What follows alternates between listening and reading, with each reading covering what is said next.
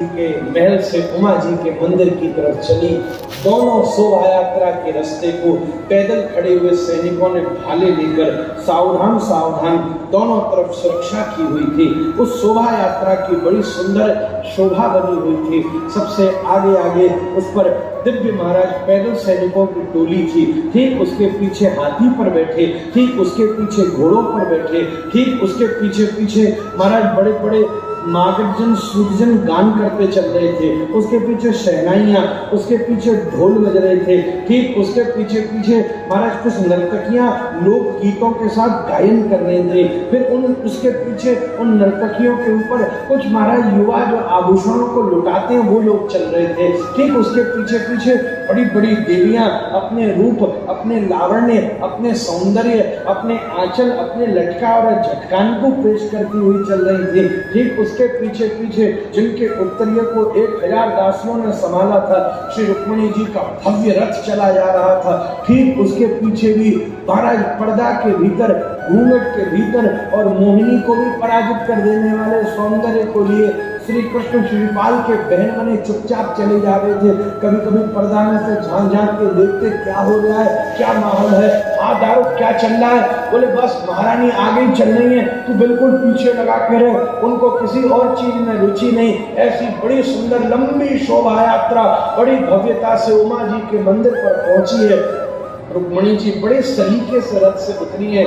श्री ठाकुर जी हल्का सा पर्दा हटा हटा के उतरती हुई श्री रुक्मिणी जी के रूप, उस पर जो मुख तो दिख नहीं रहा था, घूंघट पड़ा हुआ था, पर उतरते समय जो लज्जा थी, उतरते समय जो श्री कृष्ण की प्रतीक्षा थी, चलते समय भी जो रोक थी, बोलते समय भी जो संकोच था, उस सब से अनुमान लगा रहे थे यही है जो मुझे पत्र लिख सकती है, यही है जो गुरु को मेरे पास भेजकर मुझे इस द्वार पर लाकर खड़ा कर सकती है। तुरंत महाराज अंदर गए। रुक्मिणी जी भगवती का पूजन किया, जल्दी जल्दी जैसे तैसे बेमन से पूजन किया। उमा जी बोले तू काय को प्रतीक्षा परेशान होती है लाली, तो उससे ज्यादा परेशान बाहर खड़े श्री कृष्ण हो रहे हैं महाराज। तुरंत पूजा करते रुक्मिणी जी आई। अब सीढ़ी उतर के रथ में बैठना था। मंदिर का चबूतरा बड़ा ऊंचा था, जहां से पूरा दूर दूर तक का स्थान दिखता था। रुक्मिणी जी ने उतरने से पहले अंतिम सीढ़ी से अपने घूंघट को थोड़ा सा ऊपर उठाया।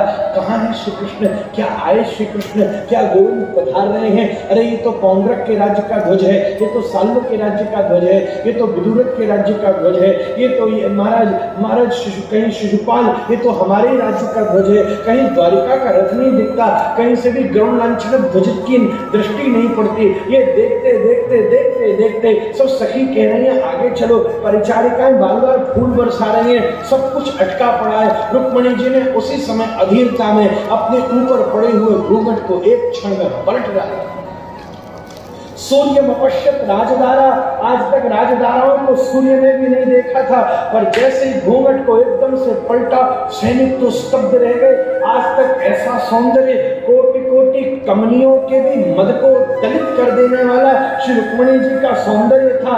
उसमें भी टिकी हुई नासिका और नासिका पर लगी हुई नट के जो घुमाव से अनंत मणियों के ऊपर सूर्य का प्रतिबिंबित होता था। जब उस नटमणि से टकराकर विस्फार्जित होती सूर्य की किरण सामने आती थी तो ऐसा लगता था कि क्षितिज के ऊपर भी सूर्योदय हुआ है और उमा मंदिर के मंडप के ऊपर भी कोई एक दिव्य सूर्य ही अपनी रश्मियों के साथ अतंबित हो गया है। उस नखमणि के द्रुत विलंबित तेज के द्वारा सारी की सारी महाराज सेना स्तब्ध रह गई। जो दत्त की मणि का प्रकाश था उस पर सबकी आंखें चौंधिया गई। किसी को समझ नहीं आता था, किसी ने एकदम से अपने ऊपर घूंघट डाल लिया, किसी ने अपनी आंखें बंद कर ली, कोई बार बार आंख मन के देखने लगा।